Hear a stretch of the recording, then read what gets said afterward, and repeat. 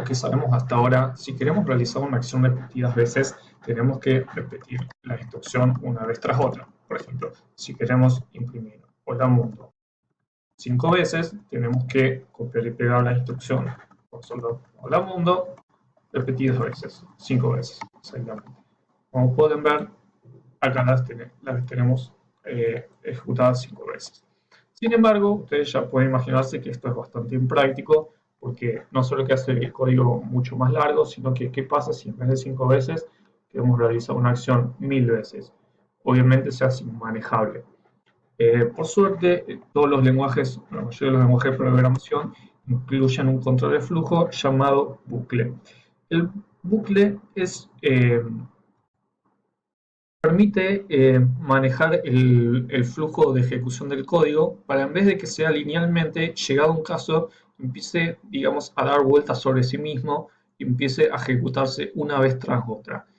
Es decir, todo lo que incluyamos dentro de un bucle se va a ejecutar repetidas veces una vez tras otra hasta que nosotros se lo indiquemos. El primer bucle que vamos a conocer es el bucle for. El bucle for puede traducirse con para, digamos, y se traducía para la condición que va entre paréntesis de ejecución, hacer lo siguiente. Ahora bien, lo que se va a ejecutar repetidas veces es todo lo que esté dentro del bloque, que ya sabemos que los bloques van entre llaves. Dentro de un bloque podemos incluir todas las instrucciones que queramos. Como ya sabemos, cualquier instrucción que incluiríamos fuera de un bloque podemos incluirla dentro. Es decir, si por ejemplo queremos repetir múltiples veces Hola Mundo, simplemente vamos a escribir una vez Hola Mundo, y mientras la condición de ejecución sea válida, se va a ejecutar este bloque. Ahora bien, ¿cómo es la condición de ejecución? Tiene una declaración en 3 partes. Para controlar la ejecución del bucle tenemos lo que se llama una variable de control. Esta variable de control la declaramos primero con un valor inicial. Generalmente el valor inicial es 0, pero no necesariamente tiene que ser. Luego, la segunda parte, el control de ejecución del bucle, es la condición que se va a estar chequeando por cada vuelta. Es decir, si, por ejemplo, i es menor, si la variable de control, en este caso, es menor a 5. Generalmente, en los bucles for, lo ideal es que se usen variables como son simplemente variables de control y no tienen más significado que ese. Usamos variables de una sola letra, y es la convención, y si tenemos que usar otra, usamos J, K, L, M. Luego, en la tercera parte de la condición de ejecución, va a ser lo que se va a agregar a la condición, a la variable de control por cada vuelta. Generalmente lo que se hace es agregar el común, agregar 1 a cada vuelta. Entonces, lo que tenemos acá es lo siguiente. Para la variable de control que empieza en valor 0, mientras la variable sea menor a 5, por cada vuelta agregarle 1. Entonces, la variable va a empezar en 0. Se va a ejecutar lo que está en el loop. Va a preguntar, ¿0 es menor a 5? Sí, entonces va a ejecutar lo que está dentro del bucle, que es mostrar Hola Mundo. Después, cuando llega al final del bucle, no va a seguir ejecutando lo del código. Por ejemplo, si agregamos acá console.log bucle finalizado, no va a salir del bucle y pasar a la línea 4, sino que va a ejecutar la instrucción de incremento, que es decir, la tercera parte de la condición de ejecución, que es sumarle 1 a la variable de control. Entonces, en la próxima vuelta i vale 1, y va a preguntar nuevamente, ¿1 es menor a 5? Es decir, i es menor a 5. Como la condición es verdadera, el bucle se va a ejecutar nuevamente. Esto lo va a hacer, por supuesto, 5 veces cuando i valga incrementándose la variable control cada vez en 1, y cuando i sea igual a 5, ya no va a ser menor a 5, por lo tanto el bucle se va a saltear y va a seguir ejecutándose normalmente. Si, por ejemplo, vemos esto en pantalla y recargamos, podemos ver que tenemos un número 5 al lado porque la instrucción se ejecutó 5 veces y luego pasó al bucle finalizado. Para que veamos que la variable efectivamente se está incrementando, podemos, por ejemplo, imprimir el valor de la variable y en cada vuelta. Entonces, como podemos ver, el valor se va incrementando cada vuelta. Se le va sumando 1, 2, 3, 4, bucle finalizado. Si, por ejemplo, hiciésemos que en cada vuelta se le sume 10 y hiciésemos que se ejecute mientras i sea menor a 50, veríamos que cada vuelta se le va sumando 10 a la variable control. 10, 20, 30, 40. Ahora bien, una forma más simple de sumar 1 a la variable de control es simplemente agregar dos signos más. Esta es una forma más simple de escribir i es igual a i más 1. Lo que quiere decir esto es sumar 1 al valor actual de i. Como podemos ver en consola, si recargamos, tenemos de vuelta que se suma 1 a la variable i. Ahora bien, en realidad muy pocas veces queremos ejecutar el mismo código múltiples veces, sino que queremos ejecutar múltiples veces un código para distintos elementos.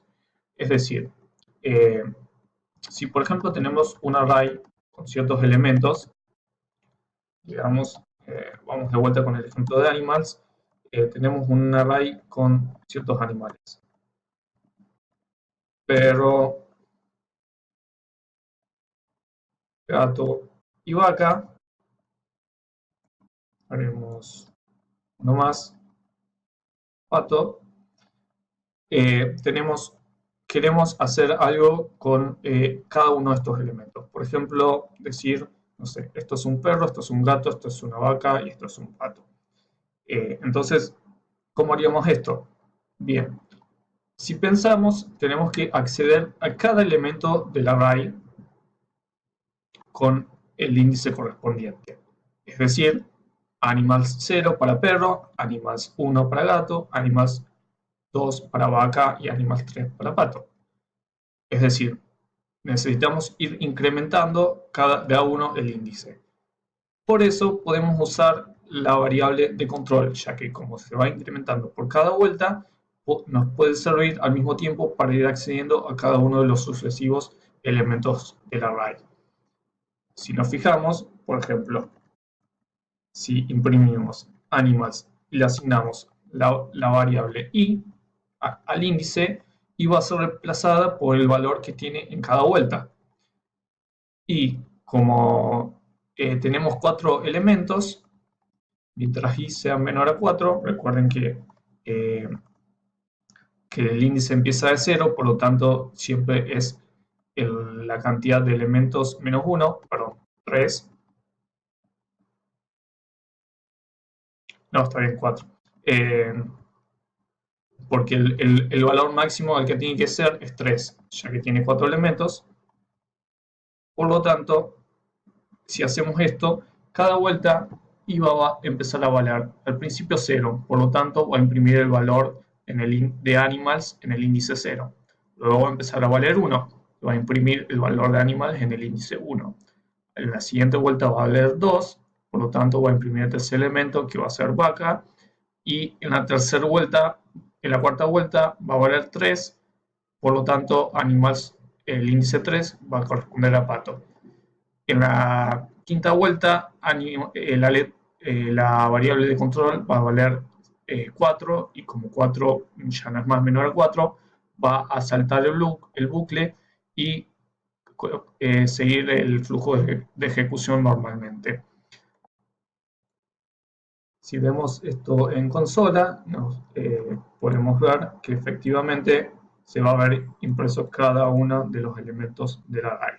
Entonces esto es muy útil, ya que por ejemplo podemos utilizar una plantilla de texto, ya sea esto es si recuerdan en la plantilla de texto, todo lo que va entre llaves se ejecuta como comando JavaScript y podemos realizar una instrucción por cada elemento del array. Si actualizamos, estamos realizando la misma operación por cada elemento del array actualizado. Ahora bien, es posible que nosotros no conozcamos cuántos elementos tiene el array.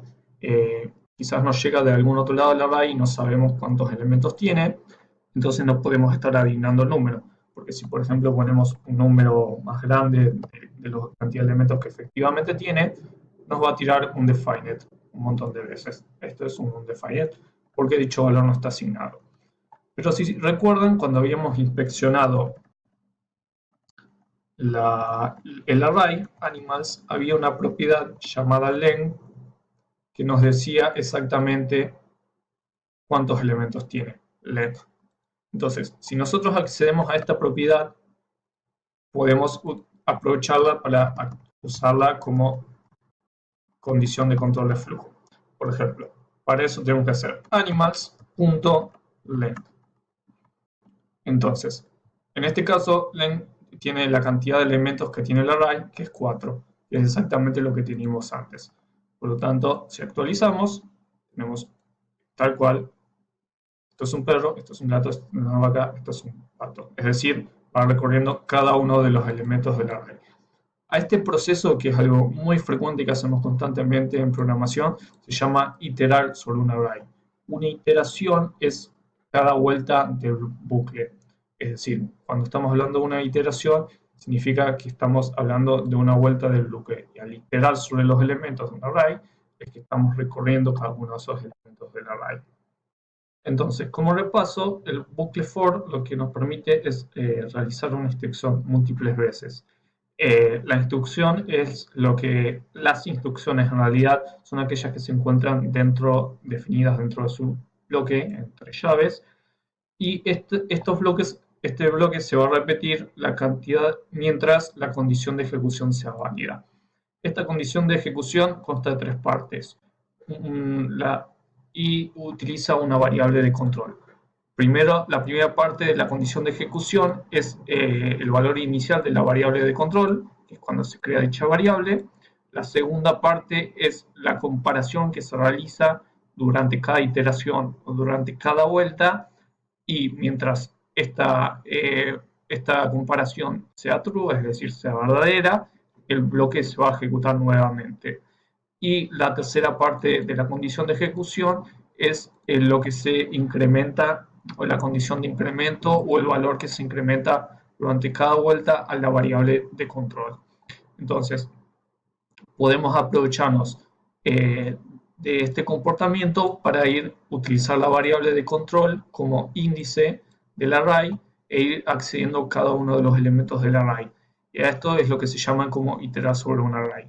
Al mismo tiempo podemos usar una propiedad particular del array, que es len, que nos devuelve la cantidad de elementos del array. Entonces, mientras la variable de control, es decir, el índice, sea menor a la cantidad de elementos que tiene el array, dado que el índice siempre comienza en 0, siempre va a ser menor, podemos recorrer cada uno de los elementos y realizar una operación por cada uno de los ítems del array. En el próximo video vamos a ver dos bucles más que no son tan utilizados como el bucle for, pero que también es importante conocer.